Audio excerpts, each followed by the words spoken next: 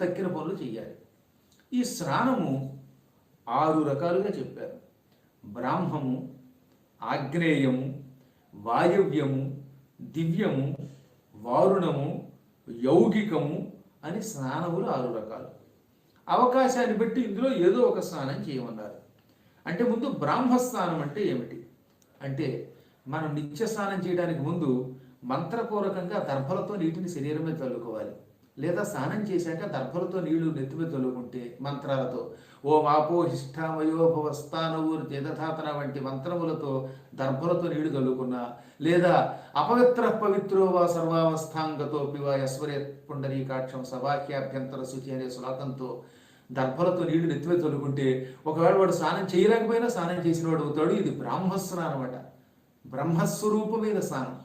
కొంతమంది ఉంటారండి పాపం అనారోగ్యవంతులు, వాళ్ళు పొద్దుటే స్నానం చేయలేరు, వాళ్ళకి జలుబు రోగాలు ఉంటాయి, ఆస్మాలు ఉంటాయి, లేదా ముసలాళ్ళు మంచం మీద ఉంటారు. వాళ్ళు మనలాగా ఆరోగ్యంగా పొద్దుటే లేవలేరు, పొద్దుట లేచినా స్నానం చేయలేరు. అటువంటి వాళ్ళు దర్భలతో నెత్తి మీద కొంచెం నీళ్లు తొలుకుంటే అది కూడా పుండరీకాక్ష అనుకుంటూ లేక మంత్రాలతో వాడు స్నానం చేసినట్టే. పైగా అది పరమ పవిత్రమైన బ్రహ్మస్నానం అట. ఆ స్నానం చాలా గొప్పదన్నారు. ఇక రెండవ స్నానం ఆగ్నేయ స్నానము. ఆగ్నేయ స్నానం అంటే ఏమిటంటే ఒక ఆయనకు అనుమానం వచ్చిందండి. నన్ను అడిగాడు నిజంగానే. నా పక్కన ఉన్నవాడు తొందరపడుతూ ఆగ్నేయ స్నానం అంటే ఏం లేదంటే నిప్పుల్లో దూకడం అన్నాడు. నిప్పుల్లో దూకితే స్నానం ఏంటి, శాశ్వత స్నానం ఏది? ఆగ్నేయ స్నానం అంటే అలా కాదు, ఒంటికి భస్మము పూసుకొనుట. మళ్ళీ భస్మం అంటే బజారులో అమ్మే విభూతి కాదు, యజ్ఞములు చేసినప్పుడు యజ్ఞగుండములో నుంచి వచ్చే బూడిద మాత్రమే నిజమైన భస్మం. అది ఈ భస్మం కొంచెం ఒంటికి పూసుకుంటే వాడు ఒకవేళ స్నానం చేయకపోయినా స్నానం చేసినట్టే. ఇప్పుడు మీరు 2 రోజులు 3 రోజులు విమానంలో ప్రయాణం చేస్తున్నారు, లేక రైళ్లలో ప్రయాణం చేస్తున్నారు, అప్పుడు స్నానం చేయడానికి కుదరడం లేదు, కానీ మీరు చేయవలసిన పనులు కొన్ని చేయాలి, భోజనం వంటివి చేయాలి. అప్పుడు ఏం చేయాలి? ఎంత బూడిద ఒంటికి పూసేసుకుని, అది కూడా ఓం త్ర్యంబకం యజామహే సుగంధిం పుష్టివర్ధనం ఉర్వారుకమేవ బంధనాన్ మృత్యోర్ముక్షీయమామృతాత్ అనుకుంటూ ఒంటికి పూసుకుంటే ఈ విభూతి ఒంటికి పూసుకోవడం వల్ల మీరు స్నానం చేసినట్టే. అది ఆగ్నేయ స్నానం, పరమ పవిత్ర స్నానం. అగ్ని వల్ల వస్తువులు కాలిపోయి శుద్ధి అవుతాయి. అలాగే మన శరీరం కూడా పరమ పవిత్రం అవుతుంది భస్మం ఒంటికి పూసుకోవడం వల్ల.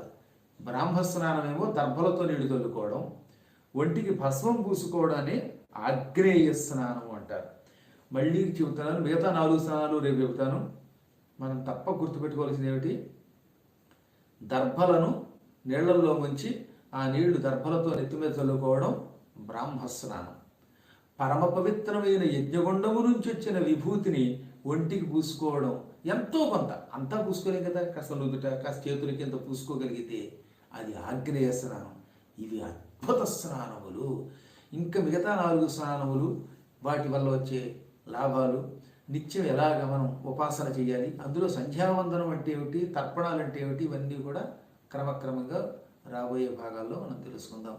అందరూ మరొక్కసారి నారాయణ స్మరణ చేయండి. నారాయణ నారాయణ నారాయణ. ఓం నమః శివాయ, ఓం నమః శివాయ, ఓం నమః శివాయ.